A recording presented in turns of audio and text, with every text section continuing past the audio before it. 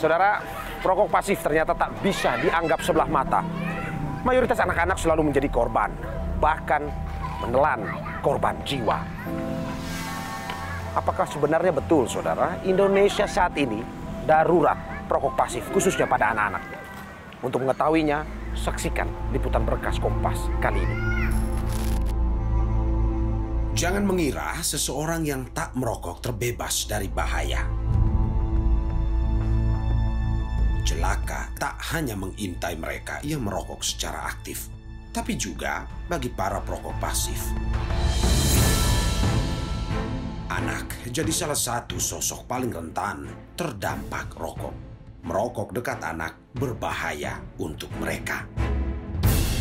Indonesia disebut darurat perokok pasif. Yayasan Lentera Anak dan UNICEF tahun 2022 lalu memaparkan data lebih dari 1.000 responden nyaris seluruhnya pernah terpapar asap rokok. Kebanyakan cuma bisa pasrah. Mereka tak berdaya menghindari asap rokok.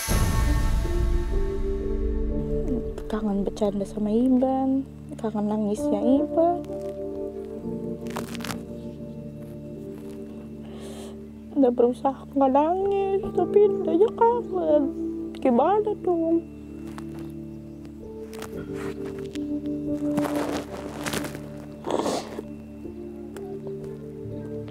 Udah malu, nangis. Berarti udah gak kuat.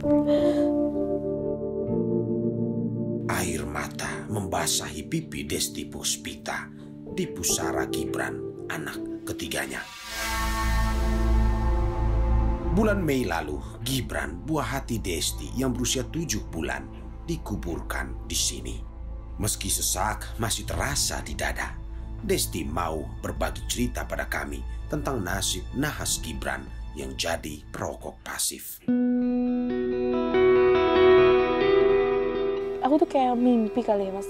Jadi tuh kayak ngiang-ngiangnya tuh kayak, wah, Iban masih ada suara nangisnya, masih ada suara ketawanya, masih dengar. Tapi kok kayak nggak bisa peluk, nggak bisa ngelakuin hal-hal yang biasa aku lakuin sama Iban. Siapa yang Anda paling salahkan dalam peristiwa ini? Aku, diri sendiri. Ini Gibran saat berusia 6 bulan. Ia begitu riang dan aktif. Si bungsu yang manja ini amat disayang kedua kakaknya. Bak tersambar petir di siang bolong. Desti amat terkejut kala Gibran divonis pneumonia. Iya, pneumonia. Rokok jadi biang keladinya. Suami Desti perokok berat. Adik dan kakaknya yang turut tinggal serumah dengannya juga pecandu rokok.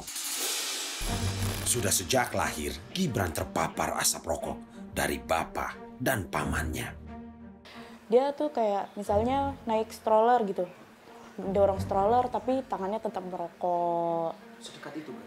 Iya, kayak misalnya ditaruh di halaman teras, anak saya di stroller, misalnya suami saya lagi ngasih makan ayam, ngasih makan burung, ya sambil ngerokok aja gitu, sebelah-sebelahan. Akibat terpapar asap rokok dengan intensitas tinggi, di usia 14 hari pasca kelahiran, Gibran dilarikan ke rumah sakit karena paru-parunya bermasalah. Harusnya kalau di ronsen tuh hitam, tapi anak kakakku udah putih. Jadi kayak ada abu-abu gitu. Kalau kata dokter itu karena terpapar asap rokok? Ditanya sih, di rumah ada yang ngerokok nggak, Dok? Apa ini, Bu? Nih anak nih kayaknya belum bisa, kena polusi, kena asap rokok, kayak gitu-gitu sih, Mas. Dokter bilang untuk sembuh, Gibran butuh waktu 2 bulan. Mirisnya, meski Gibran sakit, perokok yang serumah dengannya tak juga berhenti. Kondisinya drop saat Idul Fitri April lalu. Sebab Gibran yang jadi pusat perhatian keluarga digendong dari tangan ke tangan. Padahal mereka sambil merokok. Walau melihat Gibran dekat dengan perokok, Desti segan menegur karena takut cekcok. Tapi akunya yang nggak bisa, lebih tegas, lebih marah. Padahal sebenarnya aku bisa melakukannya. Karena dia anak aku. Dia hak aku. Aku bisa, misalnya ada orang yang gendong anak aku sambil merokok, aku bisa harusnya ambil. Tapi aku nggak melakukan itu. Di situ kesalahan terbesar. kenapa nggak dilakuin, kenapa harus diem dengan alasan berantem, dengan alasan ribut, padahal harusnya anak tanggung jawab kita, hak kita, harusnya kita bisa melakukan apa aja, tapi aku nggak bisa melakukannya. Udah, semua hasilnya sekarang udah penyesalan aja, Mas.